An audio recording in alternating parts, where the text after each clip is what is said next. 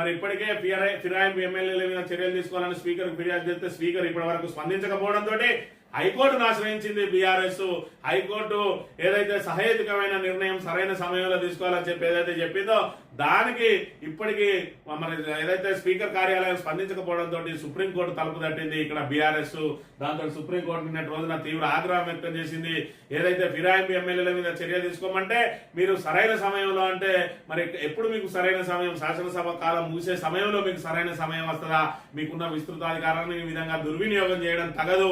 మరి మీకు ఏదైతే ఇక్కడ ఫిర్యాదు ఇచ్చిన తర్వాత వాళ్ళకు నోటీస్ ఇవ్వడానికి 10 నెలల కాలం పడుతుందా అని చెప్పి తీవ్ర ఆగ్రహం వ్యక్తం చేసి మరి వారం రోజులలో మీకు సమాధానం చెప్పాలి అని చెప్పి మరి నెల 10కి వాయిదా వేసింది. ఖచ్చితంగా సుప్రీంకోర్టు ఈ విషయంలో సీరియస్ గా ఉన్నాయి కాబట్టి ఖచ్చితంగా ఫిరాయింపు ఎమ్మెల్యేల మరి ఇక్కడ వాళ్ళ పదవులు ఊడిపోక తప్పదు. ఆ పదవులు ఊడిపోయిన తర్వాత ఉప ఎన్నికల్లో కాంగ్రెస్ కు ఘోర పరాజయం తప్పదు. ఎందుకంటే వాళ్ళ పోల్ చూస్తూనే ఉన్నాం, 1,00,000 మందిది